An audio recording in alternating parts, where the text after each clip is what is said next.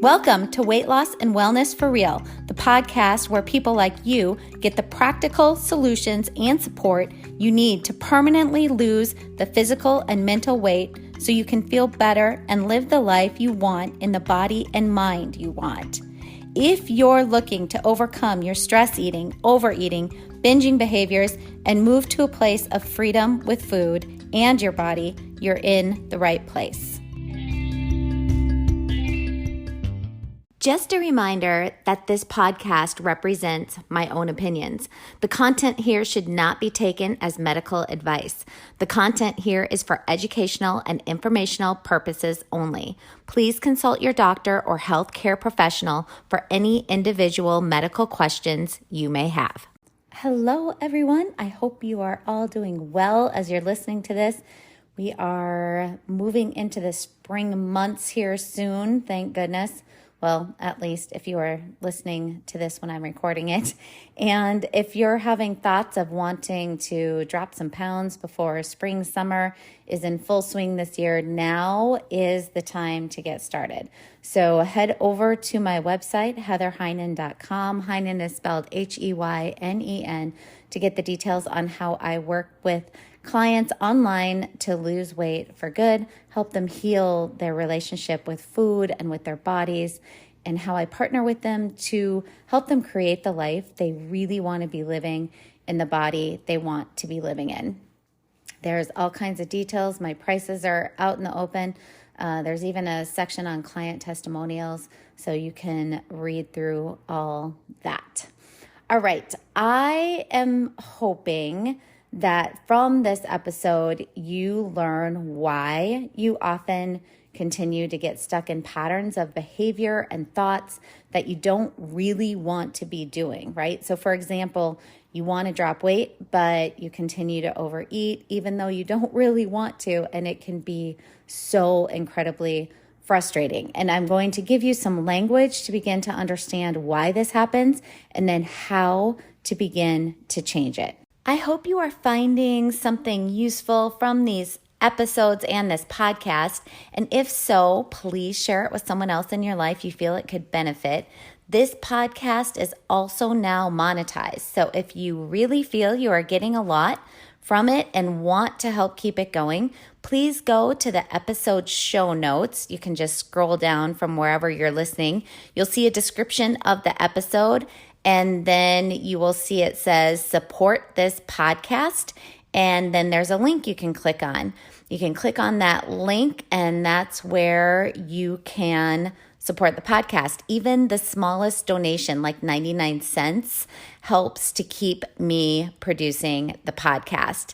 And to those of you who have donated, I really, really appreciate the support. I really do appreciate all of you listening and sharing the space with me. Again, just very thankful for all of you. All of our childhoods do create patterns of thoughts, feelings, and behaviors. And there are ways to unwind patterns that are not helpful for us anymore as adults. So things to think about here, what role did you play as a child within your family? What dynamics did you get told with regards to communication within the family system? Or even maybe not verbally, but what messages did you sort of receive through body language from caregivers within the family? What messages were you told over and over? These early patterns are then repeated over time. And so an example would be if you kind of know you were the mediator at home in that original family system, you were the one who kind of made everything okay for everyone. You're always coming in trying to fix things, maybe because there was conflict. So you're the one who keeps the peace. Then things that usually happen, most likely you're the one in elementary school who keeps the peace or who is the mediator between friends, right? These patterns take place in our subconscious. Really becoming aware of these patterns and bringing them into our consciousness, into the light, is what then allows us the power. It empowers us to choose differently, to think differently, to feel differently, to behave differently. And for most of us, yes, these patterns get set up when we are younger children, but excuse me, there can be times where these sort of negative patterns of behavior, of thinking, feeling, behaving, I don't even need to call them negative. We can just call them unhelpful. These unhelpful patterns of thinking, feeling, behaving occur due to when you're older in life. It may be, you were in a relationship within your 20s, 30s, whatever it is. And that dynamic within the relationship was very unhealthy and created these sort of background patterns of thinking, feeling, behaving. So it doesn't always have to come from childhood. It's just that it often does. And so the question, why do we keep doing the things we don't want to do, right? Why do we keep overeating? Why do we keep binging? Why do we keep over drinking when we really, truly don't want to do those things? And it has to do with our brain. And again, that subconscious, and we get these patterns of thinking, feeling, behaving that really start to run automatically in the background of our subconscious, our unconscious. So first up, again, we need to get conscious of our patterns happening. We need to get aware. There's that awareness piece again. And then, one way to do that is to practice being in the present moment, right? So you can practice your 5 senses. So if you've suffered body trauma, and you decide to use this technique of the 5 senses, please understand that it could re-trigger some of that trauma. And so this is really where you want to work with a trained therapist. You have to learn how to feel safe first in your body before you kind of move through some of these things I'm going to talk about. But if we're looking for what are these unconscious patterns that are playing out in the brain, we want to get more into the present moment.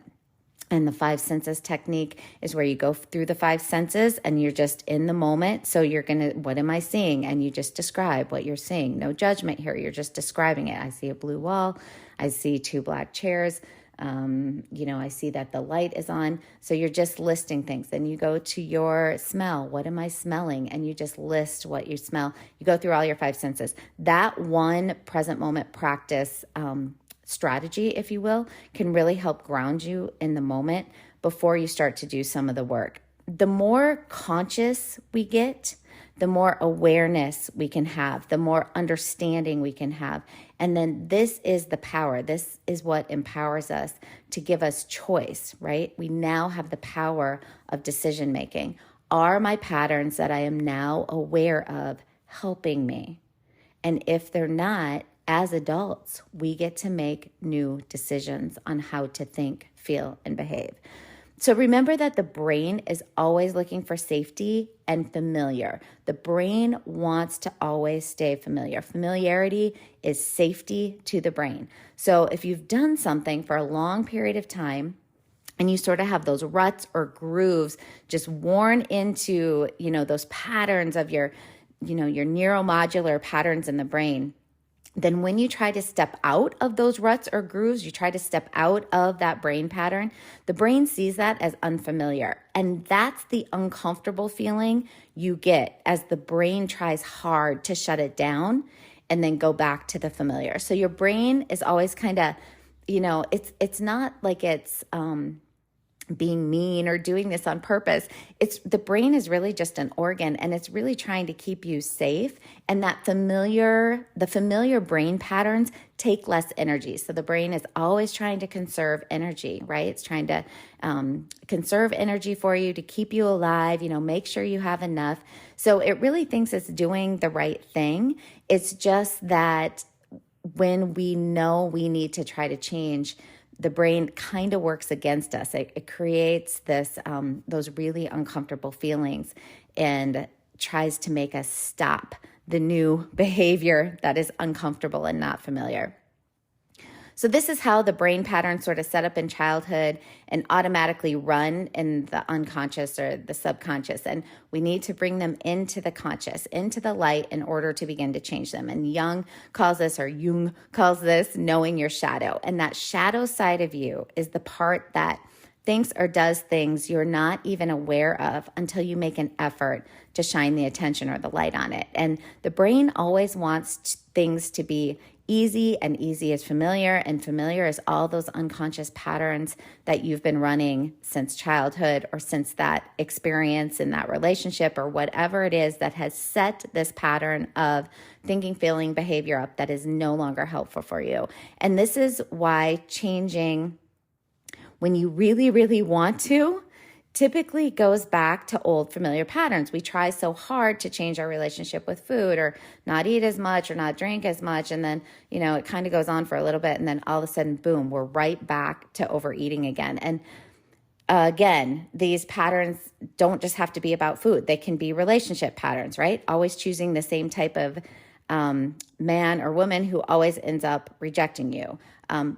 And it can be eating and drinking patterns, using food or drink to soothe emotions, emotional patterns, always angry, even if truly feeling a different emotion, right? So you might be in this pattern of when you get sad, you actually express that as anger.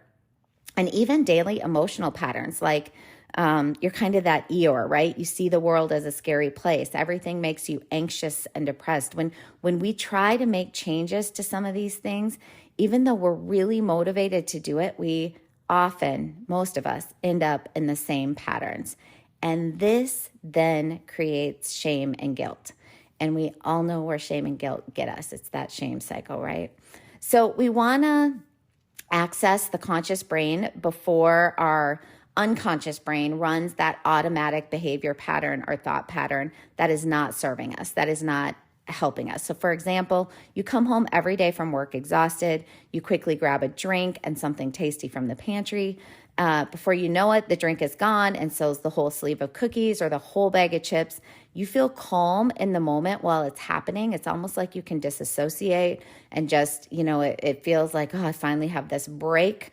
But when it's finished and you come out of the fog, you are, we're thinking things like, what just happened here? Why did I eat that just now? I just ruined, my diet or what I was trying to do today. Or here's a non-food related one. You're exhausted. You come home from work or you've been at home all day working and your child is whining for something and you verbally lose your temper on him. And after it happens, you're remorseful and wish you had handled the situation differently. In all those moments, you are reacting from an automatic pattern of thought, emotion, behavior. And if in these moments you've trained yourself to have access to your conscious brain, you can choose to behave differently. So access to the conscious brain gives you a chance to make a different choice or decision in that moment of exhaustion. You have practiced creating a space to first think, do I really want the drink and all the cookies? Maybe I'll eat the leftovers from dinner last night first. Or maybe you realize you're not hungry at all, but you're stressed and can use a breath protocol to regulate that dysregulated emotional system. Inaccessible to the conscious brain means, or gaining access to the conscious brain means you have a chance and a choice to not yell at your child, to not eat all the food. So this gets into having a dysregulated nervous system. Becoming more and more conscious improves a dysregulated nervous system. For trauma sufferers, this really needs to go slow because you need to have a safe space in your body first. And for many people who have experienced trauma, to the body, this work of being present in their body, of feeling body sensations on purpose to practice being conscious, it can actually re-traumatize a person. So if you have, and I said this earlier, but if you've had trauma in this world, this is where you would really want to work with a trained therapist, a professional, to learn how to find that safe space in your body before you start doing some of this work on your own. So a great place to start to learn how to access the conscious brain is to go to the breath. So start paying attention to how you breathe. What are your breath patterns? If you start this work and if you're like me, because this happened to me, you'll notice that you may hold your breath while you're answering an email or while you come into social contact with someone because you're anxious about it. So paying attention to your breathing. Do you have a shallow breath? Do you breathe into your abdomen? Or does your chest move up and down when you breathe?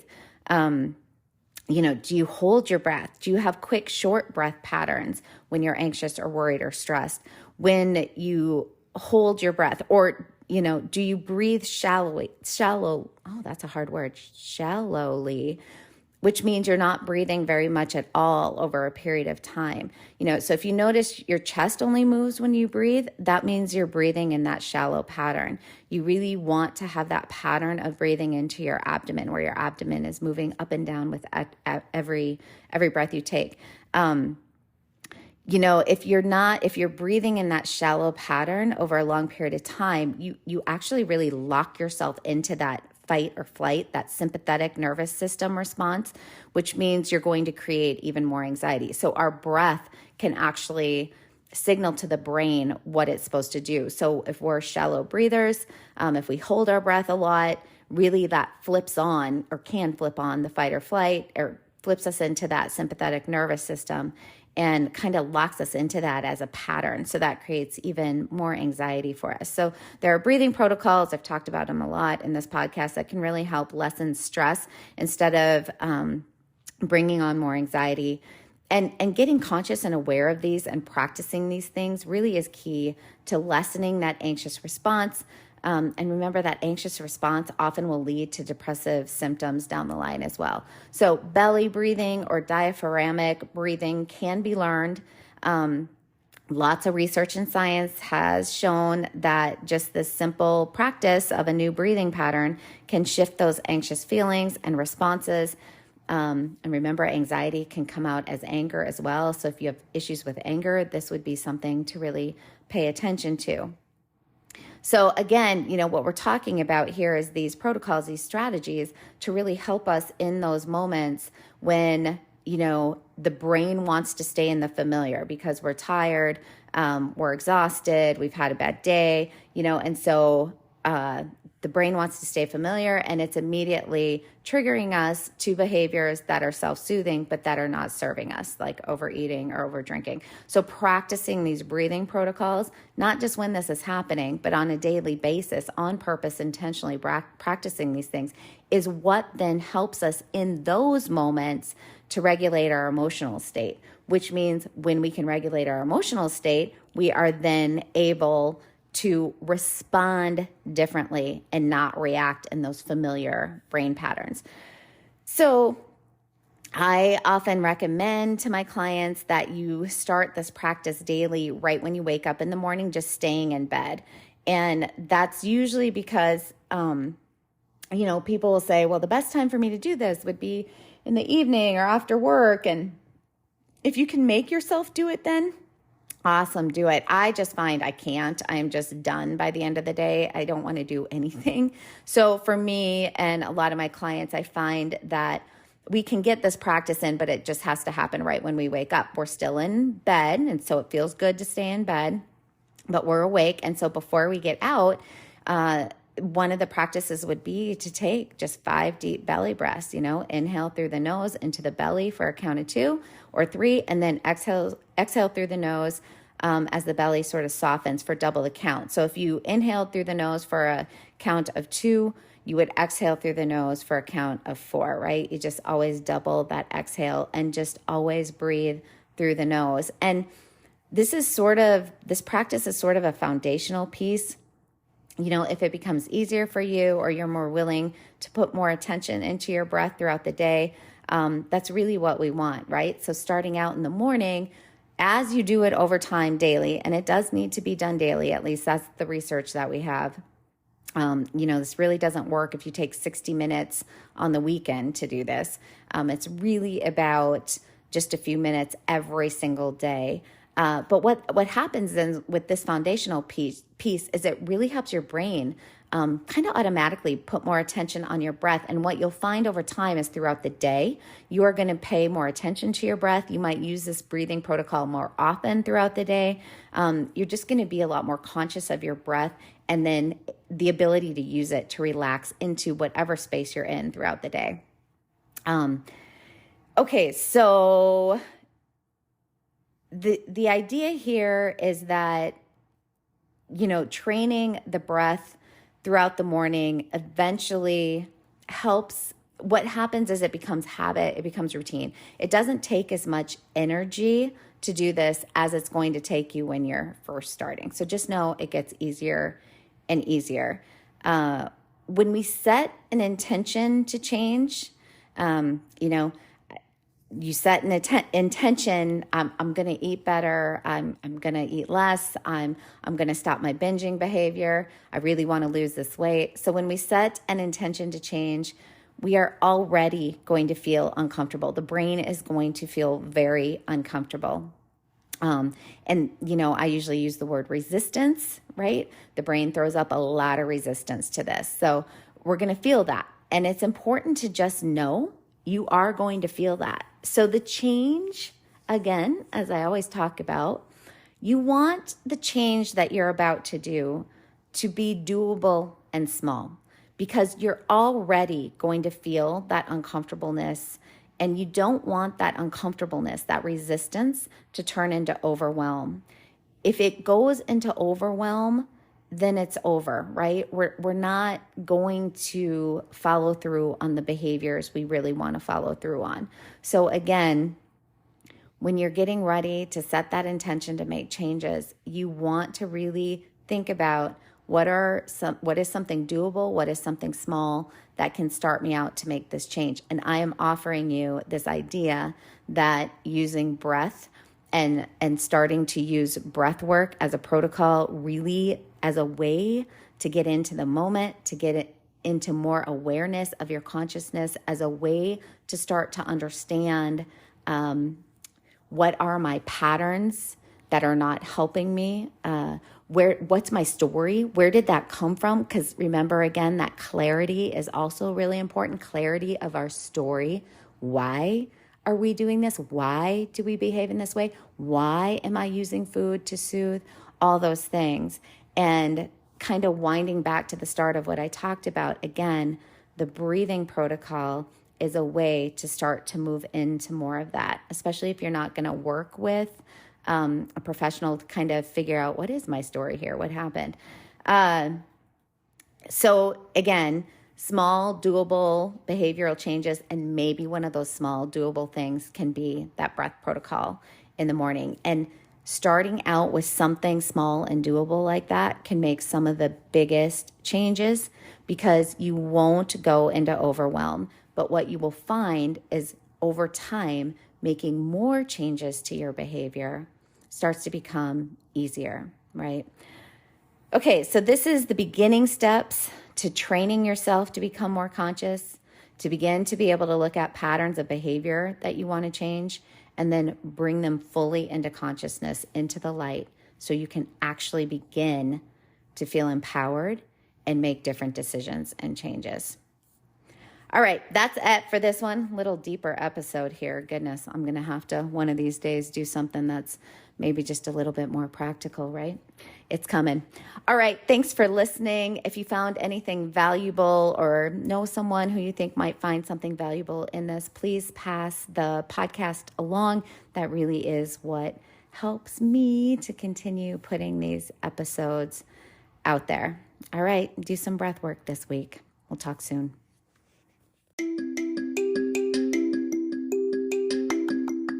Did you know you can find a lot more help from me on my website? Go to heatherheynen.com. Heynen is spelled Heynen, and get in touch with questions on all things I offer, like online courses for overeating, weight loss, goal attainment, and also my coaching and counseling services.